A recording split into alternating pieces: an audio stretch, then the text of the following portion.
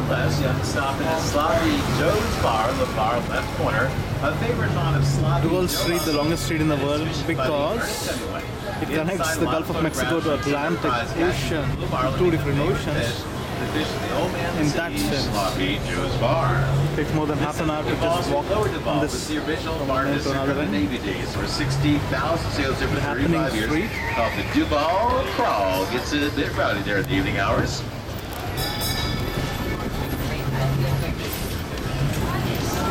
Now, as you approach the intersection of Caroline's here at the traffic light, here in the front left corner, there's a gray building set back. The darker gray shirt is white shirt, the John Fogarty House. John Fogarty was the mayor of Key West in 1900 and 1912. He hosted a 3-day, all-day, all-night party. We see Henry Flagler aboard the Overseas Railroad, the enormous event they call the Railroad That Went to Sea. Aboard Henry Flagler's East Coast Railway line in New York City, head down to Miami. In Miami, jump on the Overseas Railroad to Key West. Key West, hop a steamer to Havana, and be there within 48 hours. The railroad that went to see a phenomenon travel in 1912. 48 hours from New York to Havana. It's me. So we'll leave Lower Duval Street behind the bar district. Live on tonight. Holiday weekend. Where you guys are asking about the Hard Rock Cafe Key West, 3 doors up on the left. Restored building was renovated about 12 years ago. Hard Rock Key West there. 3 doors up on the right, little White House and 3 odd-sized dormers on the roof, the oldest house in Key West. The Wreckers Museum, 1829, home to shipwreck salvage captain, Captain Watlington. His 7 daughters did not have to walk too far to go to school up front in the right corner. The yellow wood building is the Baldwin House. See the big bell, the second floor balcony. Our first schoolhouse in Key West, 1842. St. Paul's Church in the left corner has many concerts weekdays around noontime. It's called Music in Paradise. It's free, it's open to the public. The area tomorrow about and stop in St. Paul's. Enjoy the concert. Up front, the right corner, rising up 7 stories, the tallest building in Key West, the La Concha Hotel, 1925, restored 35 years ago.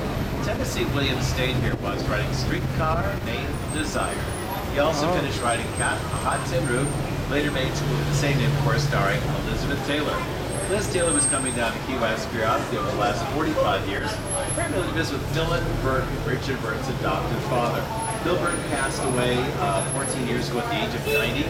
Shakespearean scholar, Broadway producer, manager for a number of years, great friend of Philip Burton. He started the Writers' Seminar, takes place here every January at the Tennessee Williams Fine Arts Center in College, where every year draws very big names for speakers. Last year was Rosendahl, guest speaker Joyce Carol Oates, Judy Blume, guest speaker about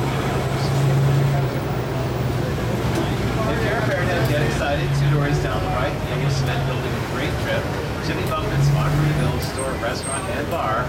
Jimmy Buffett was in town 3 months ago performing live on a stage a brand new song at Margaritaville. The Yellow Cement Building to our right, the San Carlos Institute. It was a Cuban school and opera house, later on a Cuban consulate.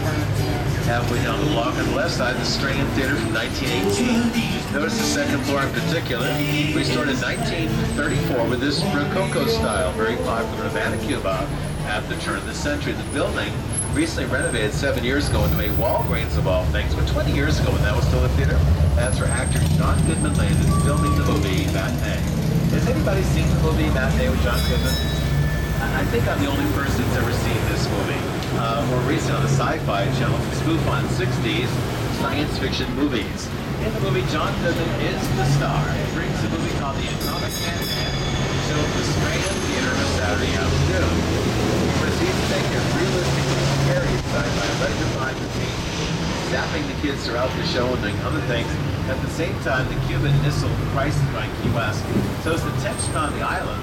The tension creates the theater back and forth. A lot of good scenes of Key West in the movie Matinee. Check it out. Again, Tropic Cinema on Eat Street sells movies in the lobby. Since 1940, over 40 films have been produced lower keys in Key West. Like I said earlier, Operation Petticoat, Rose Tattoo, excellent movie.